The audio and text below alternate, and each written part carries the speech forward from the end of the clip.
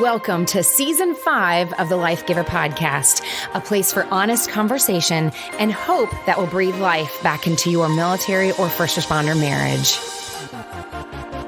Welcome to the Life Giver Podcast. This is your host, Corey Weathers. I am so honored today to have with me Marianne Rubado Kline. She is going to join us today to talk about a lot of things, but specifically the sensitive topic of grief. And I know that lately for me, I've had a lot of spouses come up to me, whether they're military or first responder, talking about how do you grieve different kinds of grief in your life, everything from the loss of an animal to the loss of time spent with your spouse, or maybe you see your spouse grieving the loss of those that were dear to them that they served with, or whether it's your own loss in your life. And so I'm so honored to have Marianne with me today, who's going to share an amazing story of how she not only walked through some very traumatic days for her, but also how she's moved forward in that grief and learned to love again. So Marianne, thank you so much for joining me. Oh, thank you for having me. I'm humbled to be here. Well, there is a lot of power in storytelling, and it's not about being a voyeur in your life, meaning it's not about listening to someone else's pain as if we're being entertained by it or simply satisfying some level of curiosity. It's really about how do we tell our story, and all of us have a story, but how do we tell our stories in such a way that it can impact and change someone else's life? And you definitely have an incredible story. You lost your first husband, Charlie. And we're going to talk a little bit about that. And you are now married to Jeremiah, who is a veteran, but also a first responder. Yes. So I know that this is a really tough thing for us to get into, but I know there's so much that we can learn from you, Marianne, and just so much that we can just be inspired by your strength. Maybe a good place for us to start is to maybe share a little bit about your relationship with Charlie and how long you guys were married. Okay. So Charlie and I met at college, and we started to date. Then September 11th happened. And I remember him asking me, I guess this was a pre-proposal, but will you go anywhere in the world with me? And I said yes, because he knew that this event on 9/11 would impact his military career. We didn't know how, but it definitely did. And it impacted our lives as well. We had 4.5 beautiful years together through dating and through marriage. We married in December of 2003. Then we were going to Fort Knox to do our officer basic course. We met some great friends there who also were going to Fort Carson like we were. And so February of 2005, we arrived at Fort Carson. Those are kind of some of the statistics about our life and the years, but I do want to make a few points. Charlie loved the Lord. He was definitely service oriented. I remember one time when we were at Fort Knox at a gas station, and we talked about, okay, what if something happened to you? We knew he was going to be deploying as soon as we got to Fort Carson. We knew that. We didn't want to talk about it. Nobody wants to talk about stuff like that. But we did talk about it just for 5 minutes at a gas station in the car while he was pumping gas. It's very, simple like that. And he was saying a few things. And then one of the things that he said was, because his mom was not a non-believer. And he did say, wouldn't it be awesome if I died, that my mom would come to know Christ? And I was like, the human part was like, no, it would not be okay, because that would mean that you have passed. But that's where he thought it was more eternal perspective. And that's just the kind of person that he was. So he left for his deployment with the 3rd ACR in March of 2005. He was learning a lot. He was a new lieutenant, and he had a great platoon that was really he knew if he made mistakes that his platoon would be right there for him and back him up. And he was just really aspiring to be a wonderful leader. And he was constantly learning. I have beautiful love letters, because back then we didn't have Skype. I have beautiful letters that he wrote me. And all of the letters, I look back and they all say, and if I don't make it home, if I don't make it home. And my heart never really went there. It was more so, I guess I was in that naive, first military wife. I was doing the military wife thing. I was doing FRG. We had a dog, all of those fun things. But my heart never went there in case that did happen. So, Marianne, can I pause you there for a second? Because yes. I heard someone say recently, they were talking about communicating in marriage as a service couple. And it was a service member who actually said this,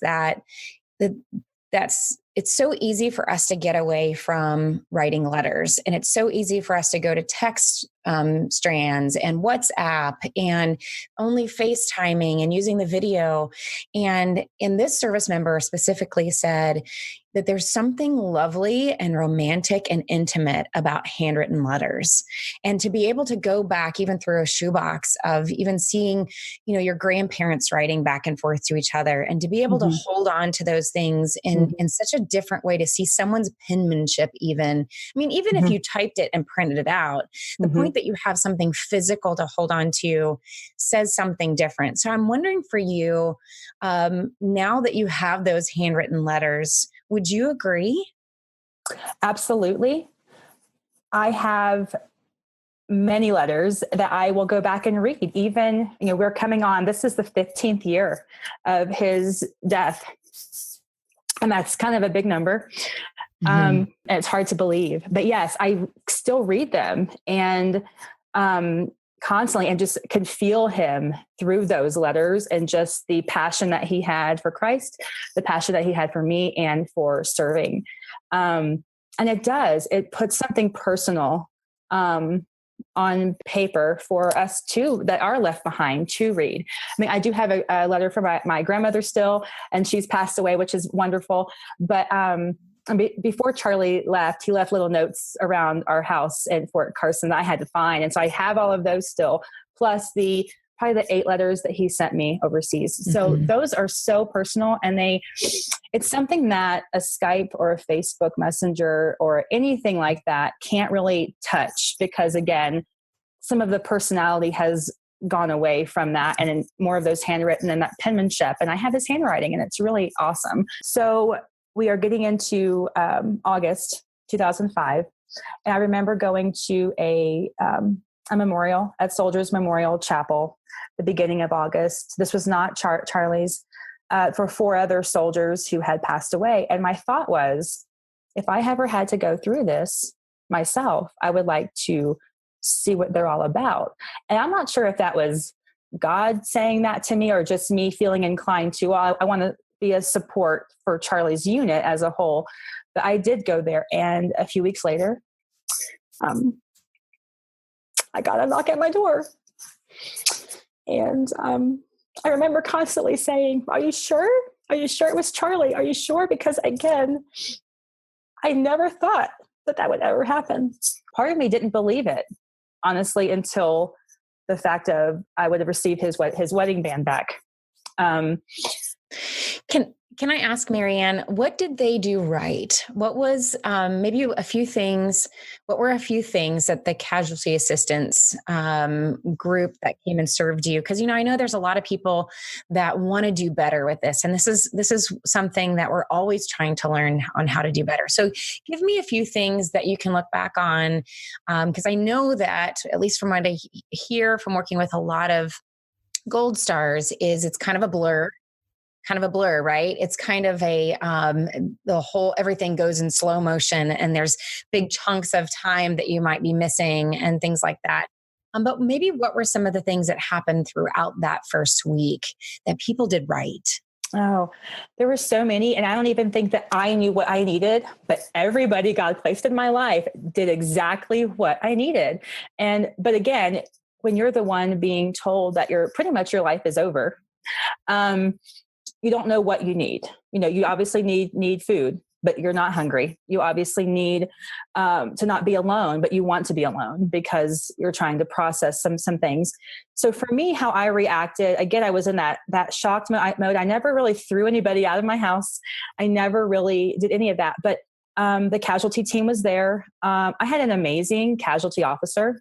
And I will say this, there are a lot of things that are maybe broken with the Army, but they did everything right. Everything right in my eyes. I had an amazing group of friends. I'm going to give a little shout out to my Fort Carson ladies. They know who they are. They were all home, which is surprising. So they were all called and they were all at my house they were all in shock and just to uplift me. But I didn't know I needed that.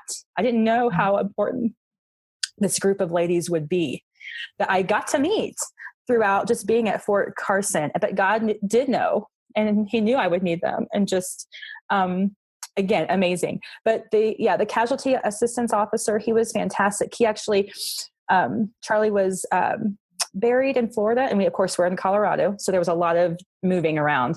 And so the casualty assistance officer was down with my family and Charlie's family for a whole week. It was amazing because he was doing some things down there, escorting me and just my family and then Charlie's family, and just being at all of the services, the burial, the funeral, and just giving those military honors as well. And this is how naive I was, Corey. Charlie gets a Purple Heart? Like, he gets what? Like, I was so didn't even know what the honors were for military. And if you ever told me I was going to marry a military man, and let alone two, I would probably have laughed in your face, because I just never considered that lifestyle, because it is a service lifestyle, and they are gone a lot. So a couple of the things that I would definitely, for anyone who's listening right now, as far as friends who are grieving, especially the loss of a military spouse, that first week was, you're rushing around. You're kind of like, it's like a whirlwind. It really is that first week. And then you have your memorial service that the Army puts on at the installation that you're stationed at. And then things get quiet about a month after. It gets really quiet because everybody has to go along with their normal. And I understand that. They're new, for me, it was a new normal. For everybody else, it was like the hype of that was over, and now we have to continue on. And I had some amazing friends who saw the need, even like 2 months out, and would just stop by, bring me a potted plant, or take me out to coffee or ice cream or those kinds of things. I would definitely encourage, I guess that would be my number one tip, encourage those people who are grieving the loss of anyone, but especially a service member, is to not forget and to remember them that second, third, fourth month, even a year out. That would be my first tip. And it could be something small. It could be even if they don't answer the door, just leave a card or do something to let them know. Again, those personal penmanship cards. I have so many that I still have 15 years later, because I read those with a sense of just, wow, this person really cared about me. She felt the Lord leading her to write me, and she did that. And that's amazing. The second thing I would say too, I have a few friends who still to this day, almost 15 years later, they mark the month of August as Marianne's month, and they pray for me that whole month. I just have a couple, but that actually told me, hey, August is your month. I pray for you every day of August, or, every week of August. And that is so helpful. And they didn't have to necessarily tell me that, but I'm glad that they did, so I can share that with you. So, and share that with anybody who's listening right now. And that was so helpful, that they are still remembering the impact of Charlie, but just the loss, the community's loss. I think, in 2005, there was the part of the war where it was still new, and there was just a lot of casualties, and it was just really, really tough on spouses as well. So that would be my next tip. My third one, and there's probably a lot more, but this one is so meaningful to me, is that say the person's name. Don't not say their name because, oh, she might cry, or, oh, she might. We're always thinking about them, whether you say their name or not. So it's so helpful to say, what was Charlie like? Or what was his favorite activity? Or what was, I bet you're missing Charlie right now, and not just him, and not just these pronouns, say his name.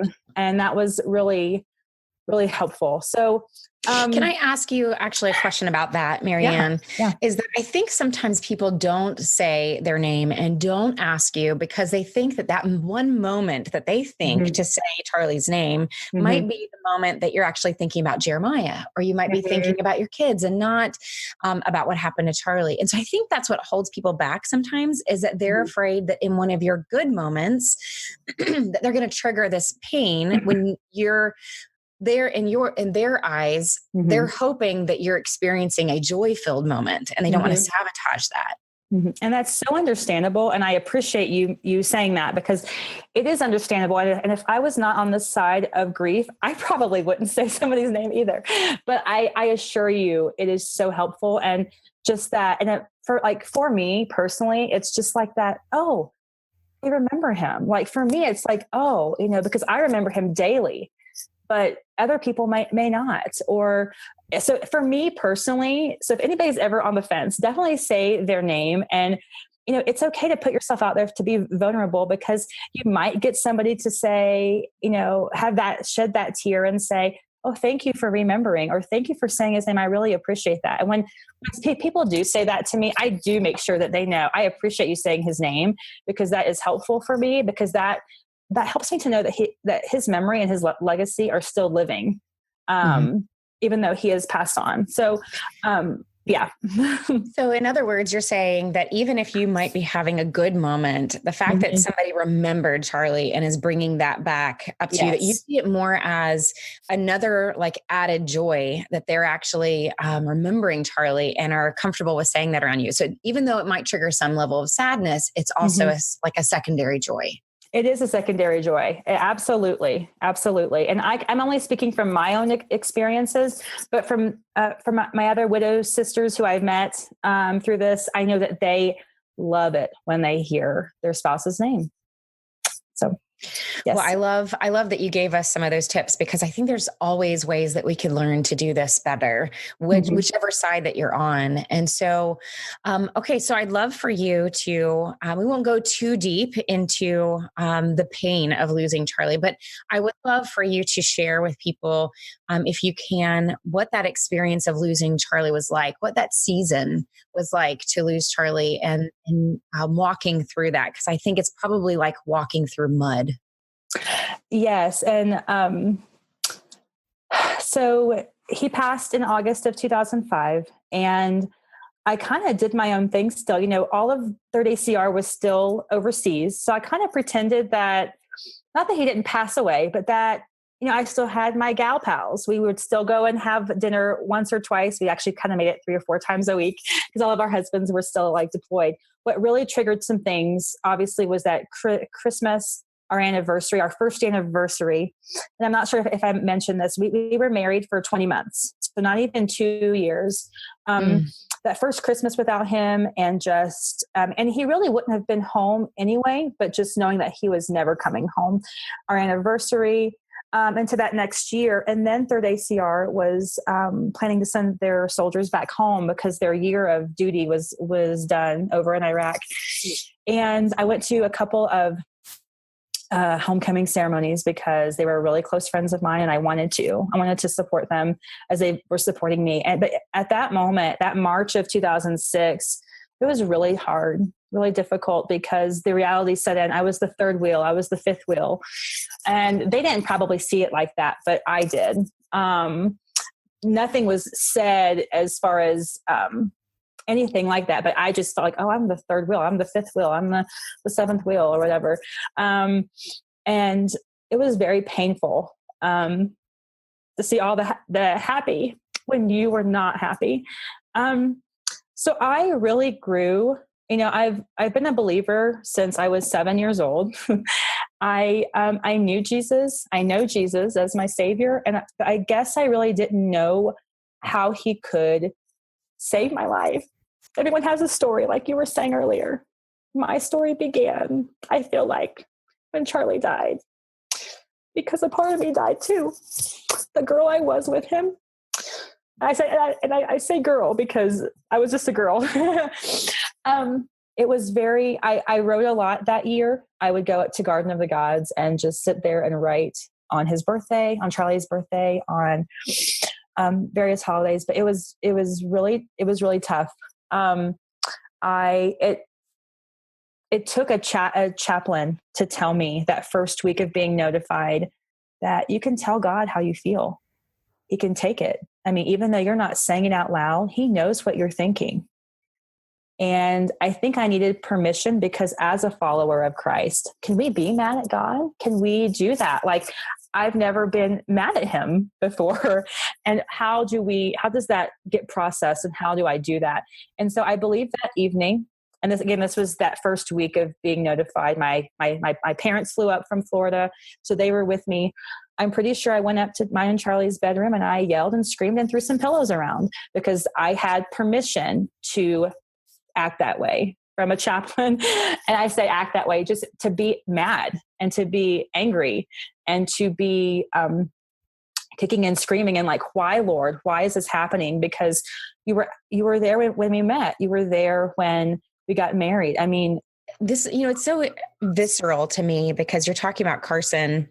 That was our first assignment. We came in there probably right after you did. We came in there in 2008. And so I can see Garden of the Gods in my mind. I can see all these places that you're at. I can see the Memorial Chapel. And it's really hard for me to not also get emotional because of all the feelings that I felt in that chapel. Right. And so I so am kind of in that with you. And so many, we use the phrase sacred spaces to talk about these multi-sensory moments that change your life.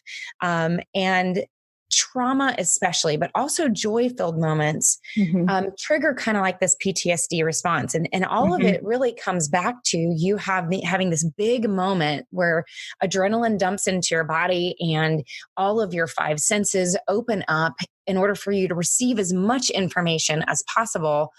But it kind of scars that memory in your mind. And so every time you experience a similar trigger, let's say, it opens up that kind of area of your mind again, and you feel like you're right back in it. And so it's interesting how you're telling me just such a personal story, and it's automatically stirring up, like everything that I saw in that chapel and the mountains and what they meant to me, and all of these kind of very multi-sensory moments that were huge markers for me as well. And so one of the things that I wanted to ask you about was that during my first deployment at Carson, it was, you were talking about how this was your first deployment with Charlie. I remember having all these questions initially about what does God think about the fact that we're having to separate for a year? And how are we supposed to do this marriage thing apart? It seems like something that he would not want a marriage to go through, and yet at the same time, we felt called, like this was what we were wanting to do, what we felt like we were led to do. And so there was a great peace about moving forward in the military that way.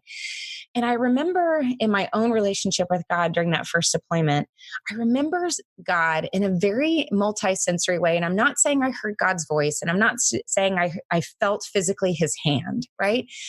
But I remember throughout that deployment, God stepping in like a gentleman into that space that my husband had left, where he could not be in the home. I felt in a very close way that I had not felt in a very long time since I had been married, right? It just, all I can tell you is that God provided. So that while my husband was in Afghanistan, there was not, when I stepped in and looked for God, right? When I slowed myself down to give myself the space to try to have my relationship with him. And sometimes when I was at my most challenging moments of pain or grief or whatever, God provided in his presence in a way that I can only describe was like him being a gentleman in my life and not leaving that gap void. And he stepped in. And sometimes other people would come in and serve and bring me that thing and leave it on my doorstep, right? Or do those little things like you were talking about. And there was times when God wouldn't necessarily fill that gap because he allowed other people to fill it instead. Absolutely. Great gentleman. And when my husband did come home, it was as if God kind of stepped away from that space and allowed my husband to have that rightful spot back. And I know that might sound very strange to someone out there. but that's how he provided. And so when you talk about being angry with God and kind of stepping into that relationship and him kind of being there with you, I'm kind of wondering if you experienced something maybe similar. Yeah. And it's really funny that you mentioned, maybe not necessarily hearing God or, his hand, but I totally heard God. So we were, I had a girlfriend of mine that was stationed here, would pick up my mom and myself after Charlie's funeral. She came to the Colorado Springs airport and picked us up. And my mom was up front talking with her, and I was in the back and just taking all of it in. As we drove out of Colorado, out of the airport, you see Pikes Peak in all of its glory. I mean, it is just beautiful. Every day I look up to that Pikes Peak and just praise the Lord that we get to live here again. But then also that it's a present, that he is always there. I always look at Pikes Peak and think, you are always there, Lord, always. You are never leaving me. But in that moment of driving in my friend's car, I heard God say, I need you here. And I was, what? I need you here. And because I was from Florida. So the easy part would be to go back home to Florida after being in Colorado, after experiencing the best and worst moments of my life and leaving the military life, who I was only with for, a year and a half, if you're going to count officer training and everything. But I didn't want to go back home. This was home. And so after the Lord just spoke that to me, I knew that I feel like, again, I was a believer. I am a believer since I was 7, but I feel like that was when our relationship began. Talking about relationship and having, as your husband left and for Afghanistan and having, God come in as your gentleman. I think that is so true because I allowed him in because I listened. I was open to listen that he needed me here. So the next year, 2006, I allowed him. He was my husband when my husband had passed away. He was my rock. He was the only person that I would just cry out to, and that wouldn't judge me or criticize me or say, you probably shouldn't feel like that anymore. It's been 9 months, Marianne, or whatever, because there are some people who, say those things, and I would not recommend that. But I knew that he was a healer. I knew that he was my protector and my provider all my life. But I finally got to say, I need you, Lord. You are my provider because I don't have a husband. I'm widowed. And to say that word out loud and to claim that word as a gift and not a curse was huge in my life, because I would be the first 9 months. I was like, yeah, I'm a widow, and kind of hide my head and be ashamed of that because Charlie died, and not ashamed of Charlie, but just ashamed of that word. It was not a good word. Who wants that word marked at 25 years of age? Nobody likes that word. But about that 8 or 9 month mark, I claimed it as my own because I felt like that was a gift from the Lord. How was he going to use that in my life? I didn't know it at that point. But he stepped in. He provided those people, like you were saying, whether it was him or having somebody else bring cards or anything like that. But I guess over time I would put sticky notes on him. Like, yes, I know you're this. I know you're this. And I took those sticky notes down and I said, yes, you are my healer. Yes, you are my protector. You are my redeemer. You are all of these things to me. So it made it more real. And I feel like that was when my relationship with Christ took off. What happened when you did claim those things, when you did believe that they were true? What was the difference? The difference for me was I had no fear, absolutely no fear of what was like to come, because I had just had the worst possible thing happen. And I think for me, after claiming those things and knowing that, and I already knew I was a child of like the King, we know that, we grow up knowing that, but I think I really felt it and claimed that because I had no one else. I mean, like I had parents who loved me and who are amazing, but I was living in Colorado Springs by myself.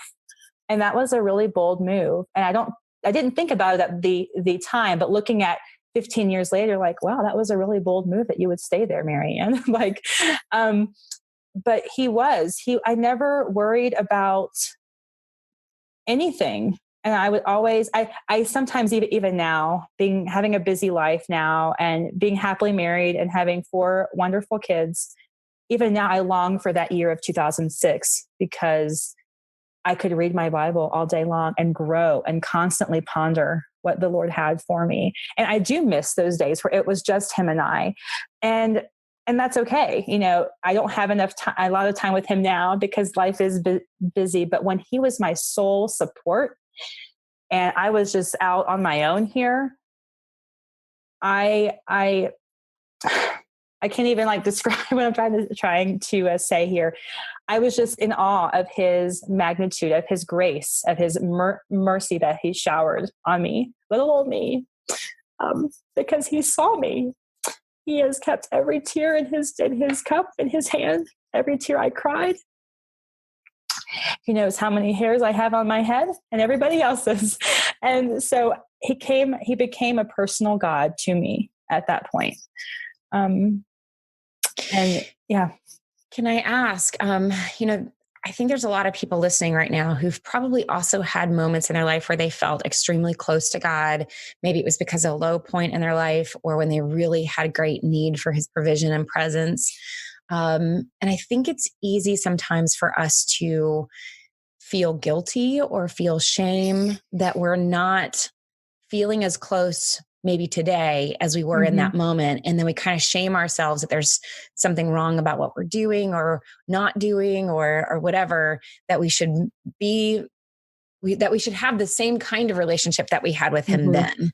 And so with it being such a stark contrast between when it was just you and the Lord and then what you have going on now, how does that play out for you? What would you say to somebody who really is maybe shaming themselves going, why am I not feeling God's presence like I did then all the time? And I feel those things sometimes, but I know that that's a lie. And so I quickly veer off of that. But some of the things that I would say is, how do I want to put this? Definitely guilt, I think as a mom in general is there, guilt for not doing so much of this or so much of that is definitely there. But like I said too, I do miss those times. However, I am able to spend alone time with the Lord, not as much because I know he knows he's given me the gift of motherhood now. I mean, he has seen me at my lowest point, and I feel like this is one of your lowest points, Marianne, but you will feel joy and no one will take that joy away from you because I am giving you this. And meaning a husband and kids. And I think because he is a personal God, he knows where we are and he meets us where we are. And whether that is a 5-minute devotional as opposed to a half a day of being in his presence, but you can be in his presence as soon as you get up off of like your bed. You can be in his presence. You can worship him, not just with singing, but you can worship him. And it's just the setting, not letting the distractions of the social media world and all of that get you, because you can. I mean, it's easy just to like, oh, I'm out of bed, let's go check Facebook or whatever. But just getting out of bed and just saying, Lord, thank you for, what you've, and I think almost every day, I always look at the mountain, look at Pikes Peak, as you can see that from our bedroom window, and say, thank you for always being there. Thank you for letting me for being in like the valleys with me. Thank you for being in the mountaintops with me. And I think all he asks of us is just a heart willing to give to him. I don't think he expects us to, he doesn't expect much except for a servant's heart, a willing heart, and a heart that loves him. And so I think for me, it is definitely hard to get down and think, oh, I didn't spend as much time with the Lord as I wanted to, and this and that. But he knows where we've been. He knows where we are now. And there will be a time where the house is a lot more quieter than it is now, where I will be able to be in worship and be in my Bible more than I would like to now. what I do like to do with like our kids, because we do homeschool, we do have Bible and part of our curriculum. And so I am able to worship with them and to do those things too with them. But yeah, guilt is very real, and it's very there. And if I could just encourage someone to not feel that, and I'm talking to myself too, because I don't have it all figured out. I'm just speaking from experience. But definitely, God knows where you are. He meets us where we are, whether we are on the floor and dirty laundry and throwing our hands up in the air saying, Lord, I need you. If that's 5 minutes or if that's a half a day, whatever time, I think that he, that's just it. That's it.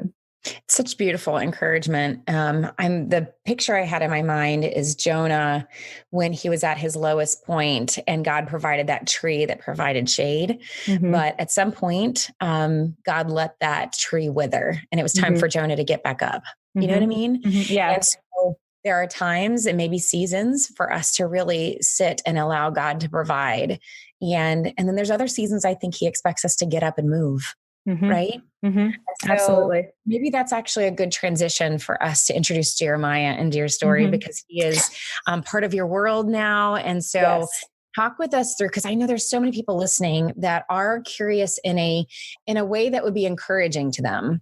Again, not trying to be a voyeur, but those that are like, you know, there are so many service spouses. There are so many supporting spouses that have to think through, what would I do if something were to happen to my spouse? And we have to kind of play out that tape when it comes to paperwork and maybe even imagining in our minds. And I see spouses all the time who are living in anxiety because they don't play that tape all the way out. They stop with the knock on the door and then they live in this paralysis all the time. And so I think it's important for people to hear, what is that like for you to move forward, make decisions, to have another relationship?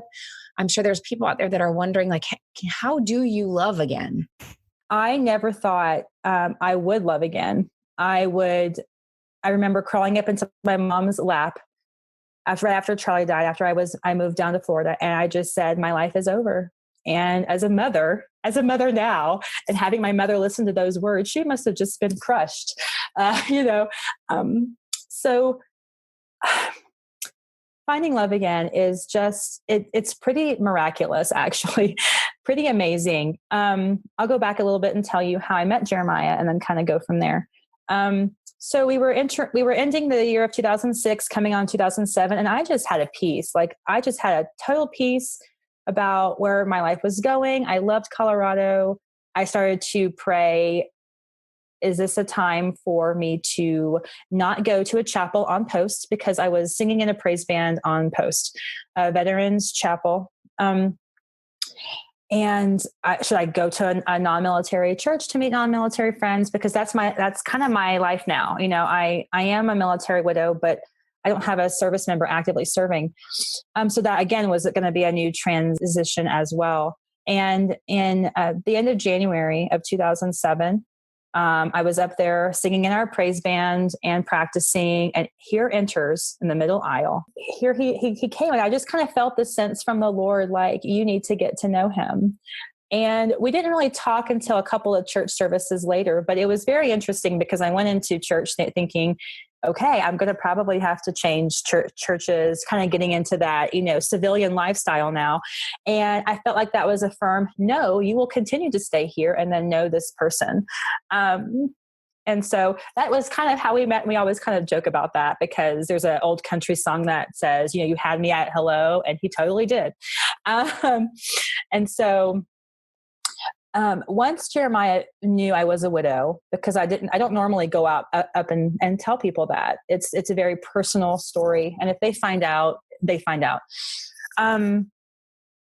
That didn't scare him away. And I was very shocked because I had baggage.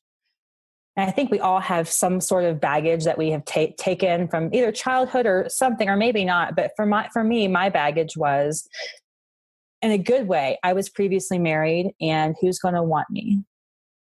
Who's going to want to find, or who's going to want somebody who love somebody else first.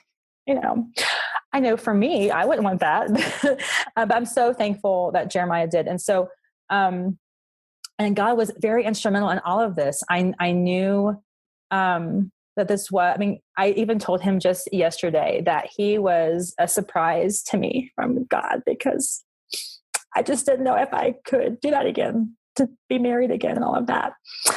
And here's the kicker. He was also in the Army.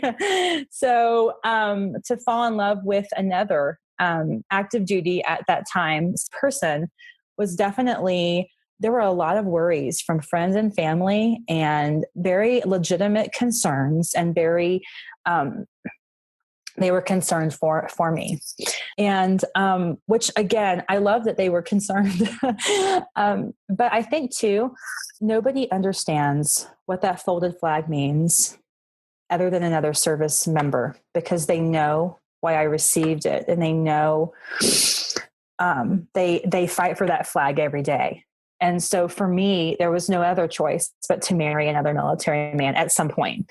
And not no other choice, but that was just how God just brought this man. There's a good friend of mine who's also a military spouse who lost her husband as well, and then married a service member. And one of the things that, when I ask her, how do you do this, right? How does your spouse feel about even the intense grief that you still experience, or those moments when grief come up? Like, how does that interact in your marriage now? And she kind of has this kind of smile or this smirk that comes on her face. And she says, what my husband says to me now is, I get to be married to you. It's not like he's coming back and saying, can I have my wife back? Right. So that there's not this, they don't feel threatened. They know that honor, they know that sacrifice, and they equally respect it. But they also know that this is the life that they get to have with you now. Yes. And I agree with all of that. And I think too, Jeremiah does not have the same girl that Charlie had. I am a totally different woman now because of my experience and my grief and my loss and how I view the world actually now. And that's growth. And growth. Too, and that's right? A blessing and a total curse sometimes. And I say that because, I don't think like my other peers do. I look on eternal aspects because of what I have been through, and that's okay, but so it's a blessing, but it's also, I don't get to think like them anymore either because of that. But that is one thing that Jeremiah was never, and it might have come up maybe at the beginning of our relationship. I think he saw a picture of Charlie and I and just kind of felt maybe intimidation just for a brief moment. It has not continued any further than that. And that was almost 13 years ago. But, I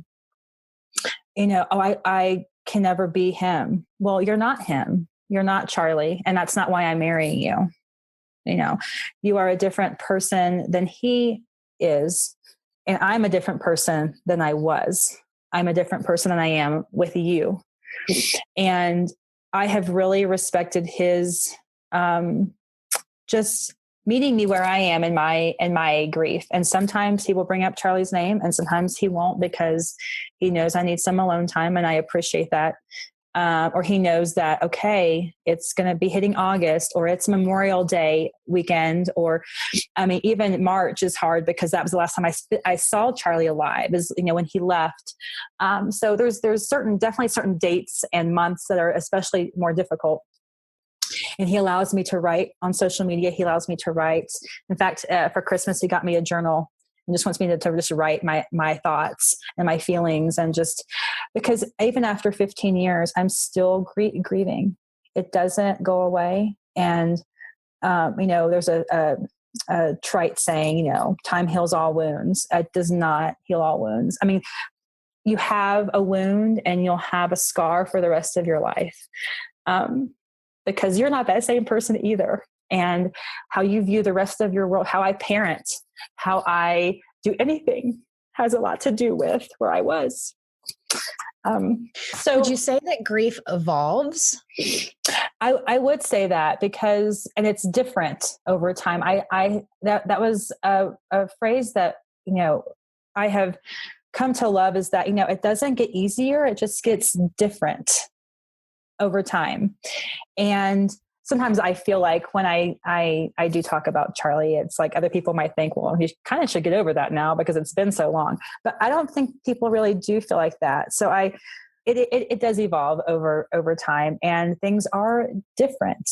And I was able to tell my children last Memorial Day about Charlie, and they knew about Mr. Charlie because they see his flag and all of that. But then I told them what he was to me.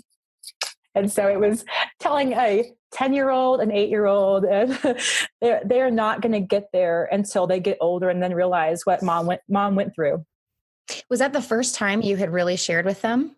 Not about Charlie itself, but about, they thought he was a good friend, but then what he was to me as far as a spouse and a husband, and what that, and again, it's still kind of, what, Mom? I don't really understand. I kind of understand, but they will over time, years down the road. So I think this is an important thing in talking about grief, because I often use the metaphor that grief is like ocean waves hitting a toddler. Ocean waves, right? Ocean waves are sometimes like every fourth wave is bigger than the ones before it, right? Yep. And so they're always different sizes. And you never know sometimes when that big wave's going to hit. Mm-hmm. But I think that one of the reasons why, another metaphor people talk about with grief is that it's like peeling an onion, right? Mm-hmm. And so there's always a new layer to go through. And I think that as you go through life, you're going to have these big mile markers in life that are going to ask you to reevaluate that scar again in a new way. Mm-hmm. So while you may have had maybe deciding to get into a relationship with Jeremiah, you had to re-grieve in a different way, in a new way. When you had children, right? You had to grieve Charlie in a different way because you're having children with Jeremiah, not with Charlie, right? So you have to grieve that in a new way. That's a new layer. And so then when you hit this mile marker of now it's time to actually talk to your children about who was Charlie, right? That requires you to grieve in a different way with a new layer.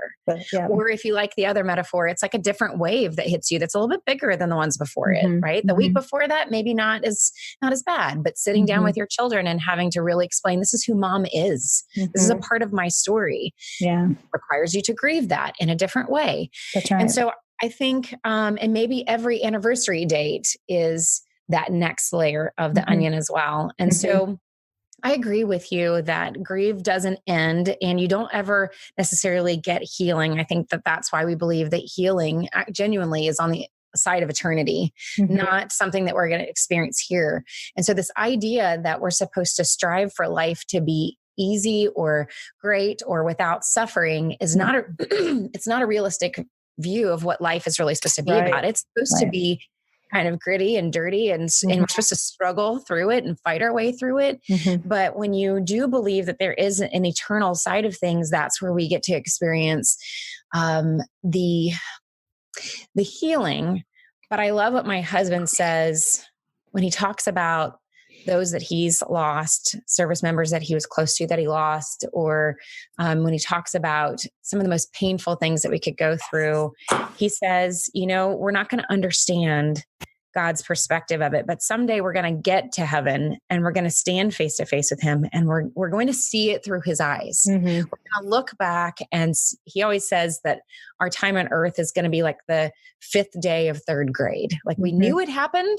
We don't remember all the details maybe, but we're pretty sure that, it happened, right? May even remember the name of our teacher, right? But he says, we're going to see it from God's perspective. And the only answer that we are going to have for everything that we went through is you did that well. Like you knew what you were doing and you did it well, because I see it now for what it was supposed to be. And we can say that even about our greatest pain too. Yeah. So I think what I would love to hear you talk about is Jeremiah is now out and he's a first responder. And it's like you just checked all the boxes of service life. And so, talk with us a little bit about life now. Talk with us about what it's like to now be a first responder spouse and a veteran spouse and a mom, and share with us what God is doing now. And I'd love for, I get a lot of questions about, why do you put the two groups together? Because there's so many clear differences. And of course, I see a lot of the similarities, but you're living this life. So talk with everybody about what that's like. So I think too, when service, Jeremiah is the epitome of service to his country, to his community, to us as a family.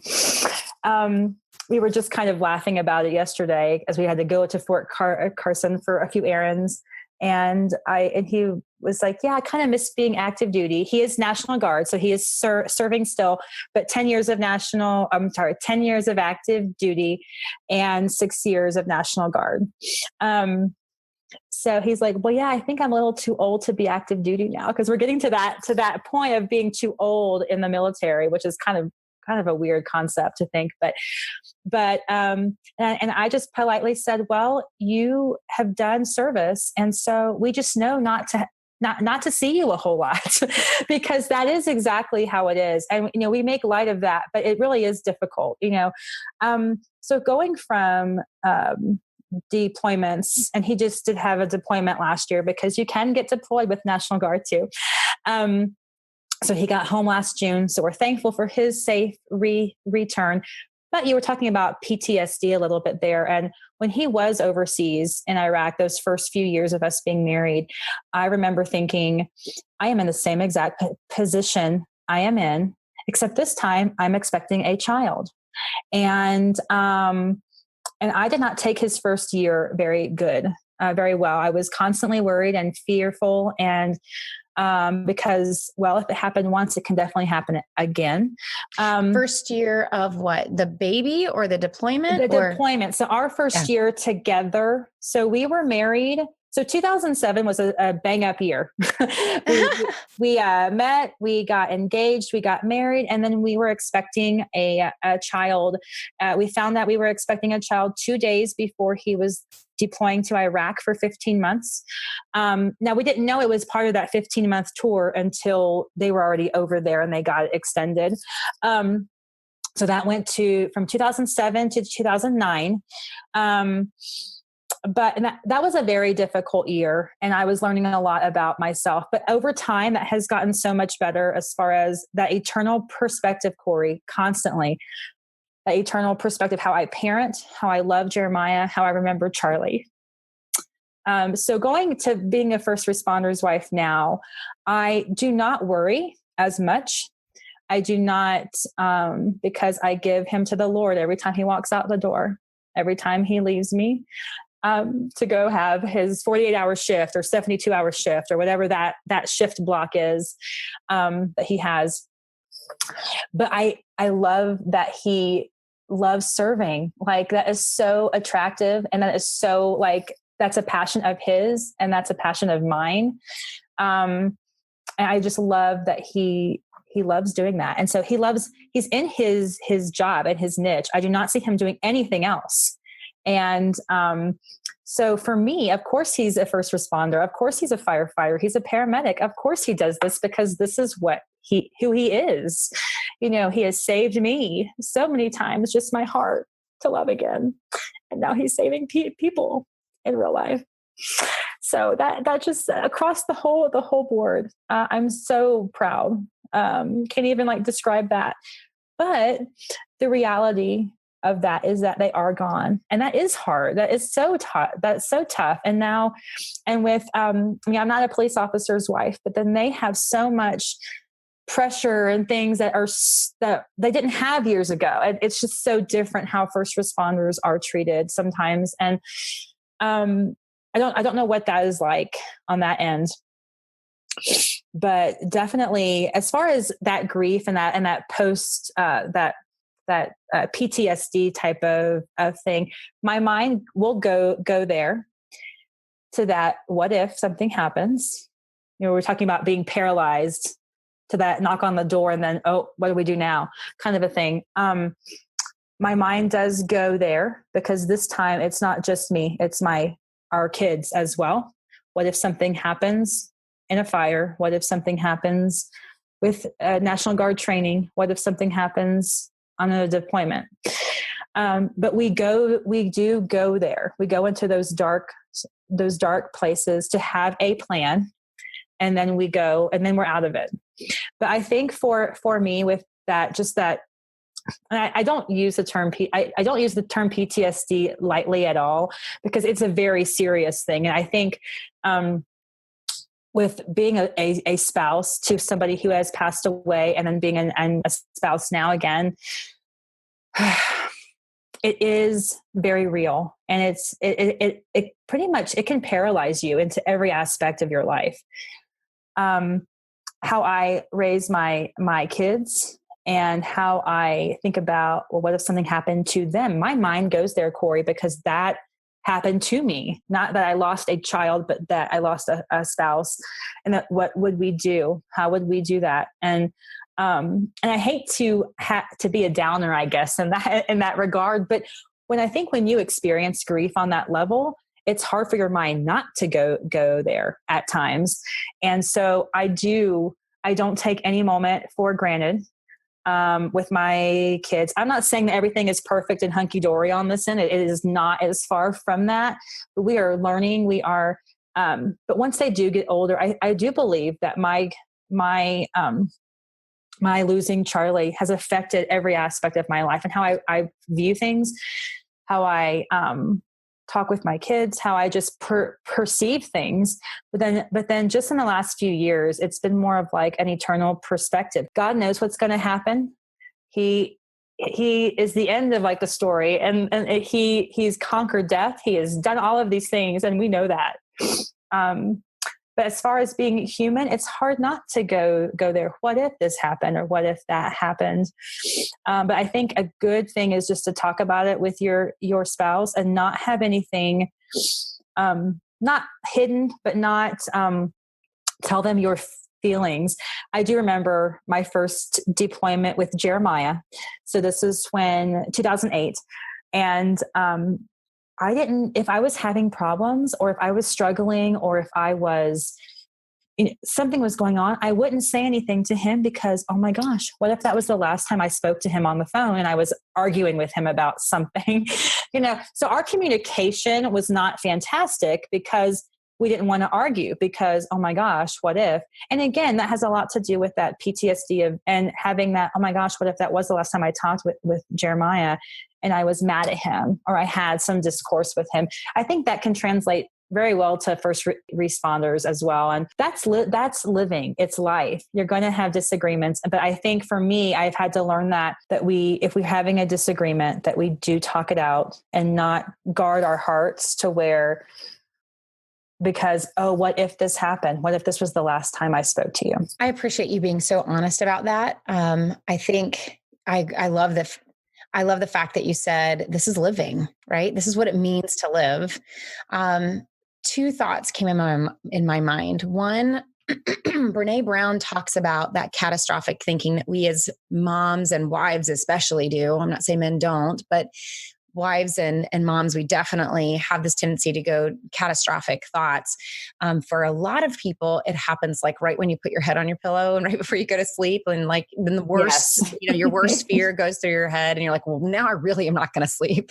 But she talks about how we can't give into the fear of that. And part of, I think, making that better, or helping with that, is that she talks about the only reason why we have that fear and that catastrophic thought is because we love someone, because we have an amazing relationship with someone. So whether it's your children that you find yourself having those fears, or whether it's the fear of something happening to your spouse and it triggering up that traumatic response that you're talking about, or for a lot of our listeners, who have served on care teams, even, that you can kind of walk away with maybe not PTSD, but that was a traumatic experience that has kind of etched in your story. And so it's going to trigger up those same feelings of anxiety. But if we can kind of have that next thought that says, the only reason why I'm fearing this thing is that I love somebody. And if we can then choose to go this other direction, instead of going down a path of fear or paralysis, where we just don't even play the tape all the way out. Instead, we can pursue that track of loving that person. And so I have found, even as a mom, because one of those thoughts is the one that gets me every time is something happening to my kids. It's the nightmare of choice that happens for me. One of the things that helps is for me to play the tape out of celebrating my relationship with that kid, to really concentrate and instead of entertaining the fear, to entertain how much I love that kid and all the fun things we do together and what I love about them. And that we can do that with our spouse, that we can do that instead of letting the fear take root. And we can't live our life thinking, I'm never going to say something negative, or I'm going to try to be perfect all the time, because we're human and we're flawed, and it's impossible to live like that. Marianne, I think in closing, if there is someone out there who's going through loss right now, who is struggling to kind of take that next step, what kind of encouragement would you give them? That you are not alone, that God sees you. Reach out if you need help. Nothing is too big that God can't be there with you. There are many people who want to help and do those things. If I can be on this side, you can too. And I can't believe I'm on this side of it. And I think with grief, you have to go through it. There's no way around it. I was given this image of a tunnel, a covered tunnel, like underground tunnel kind of thing. You can't go over it. You can't go around it. You have to go through it. And that is grief. You have to go through it. Whatever you're facing, you have to go through it. And, but going through it with somebody is so much sweeter. If you are a widow, reach out to other widows, get involved in a widows support group or anything. I took Grief Share, and that was amazing. That's a fantastic curriculum for going through grief. I read several books, that were, I think one of them was a military widow book, and A Grace Disguised was also really good as well. But yeah, I would just encourage you to reach out if you are feeling crippled by your loneliness, or just by, I'm the only one feeling like this. You're not alone. It may feel like that because I was there, but you aren't alone. Thank you for listening to the Life Giver podcast. If you're enjoying these episodes, please share the podcast with other service couples that may benefit from the show. If you're feeling especially grateful, head on over to patreon.com/lifegiver, or find the link in today's show notes, where for just a couple of dollars, you can help breathe life into more service families. If you'd like more information about me or Life Giver, head on over to CoreyWeathers.com or life-giver.org.